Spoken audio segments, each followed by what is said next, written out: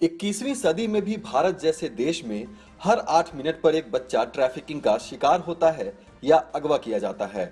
बाद में इन्हीं मासूम जिंदगियों को वेश्यावृत्ति, बाल मजदूरी, ड्रग सप्लाई या फिर भीख मांगने जैसे नर्क में धकेल दिया जाता है। इसी अभिशाप को मिटाने का बीड़ा उठाया है सामाजिक संस्था मुस्कान ने। साल 2015 में स्थापित हुए इस एनजीओ ने ह्यूमन ट्रैफिकिंग के खिलाफ मुहिम छेड़ रखी है और अब इस मुहिम को लेकर मुस्कान ने झारखंड से दिल्ली पहुंचकर सरकार के दरबार में दस्तक दी है।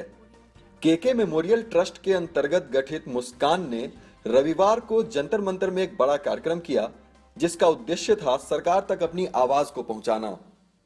मेरे को 25 साल हो गए हैं कि मैं देश की सेवा में जुड़ी हुई हूँ, 25 साल से।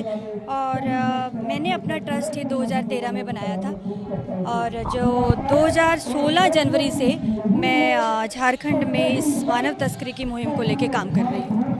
मैंने दिल्ली में नहीं देखा है कि कोई ऐसी एनजीओ है जो ह्यूमन ट्रैफिकिंग के ऊपर वर्क कर रही है। मैं खुद उन गाँव में घूमी हूँ, उन गाँव में गई हूँ जहाँ पे ये गढ़ हैं, जैसे खुंटी है, सिमडेगा है, गुमला है, लातेहार है, जहाँ से बच्चों के ये सौदे होते हैं जो माफिया बैठे हैं। मेरी सरकार से अपील है कि इस बिल को, इस विधायक को जल्दी से जल्दी पास किया जाए ताकि एंटी ट्रैफिकिंग जो स्क्वाड है वो सख्ती से इनको काबू में लेके आए।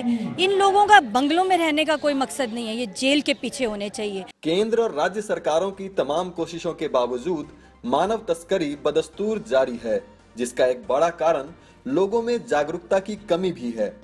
इसी को ध्यान में रखते हुए मुस्कान ने नुक्कड़ नाटक के जरिए जंतर मंतर पर इकट्ठा हुए लोगों को जागरूक करने की भी कोशिश की। अपनी बंदी से बात करने जा रहे हैं आप।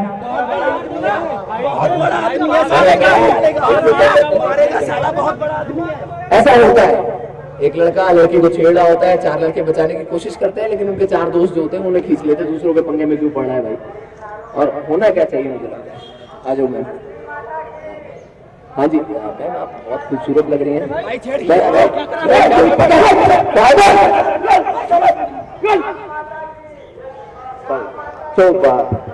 ये सच में मेरी बंदी नहीं थी, तो इस वजह से गलतफहमी मत रही है कि लड़का बोल सकता है कि मेरी जानने वाली है, बट नहीं है। तो ये लड़के बोल देते हैं कि मेरी जानने वाली है, मैं जो भी कर रहा हूँ। और लड़की को इतना दबाया हुआ है इस जगह में, ऐसा नहीं है। तो 20% है, 20% तो है जो अच्छे से जी रही है, बट 80% अभी भी कुछ ना कुछ सोच के गली से बाहर निकलती होंगी।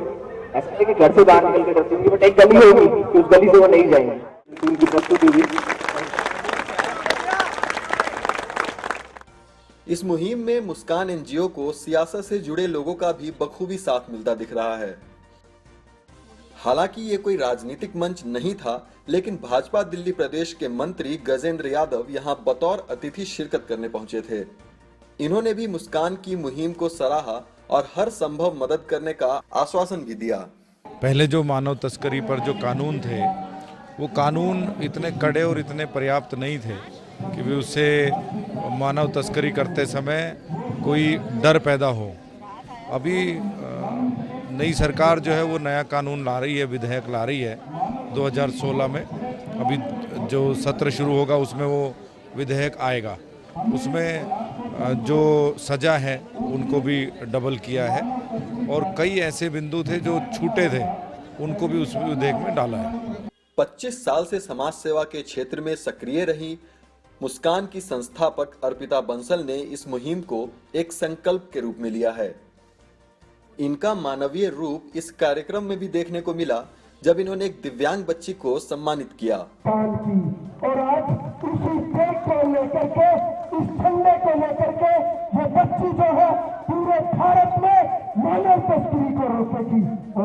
ह्यूमन ट्रैफिकिंग जैसे सामाजिक बुराई के खिलाफ छेड़ी गई जंग को मुस्कान एनजीओ सरकार के साथ मिलकर लड़ना चाहती है ताकि इसे जड़ से खत्म किया जा सके। इस सामाजिक मुहिम को दिल्ली दर्पण टीवी का सलाम। दिल्ली से दिल्ली दर्पण के लिए लोकेश कुमार के साथ अभिजीत ठाकुर की रिपोर्ट।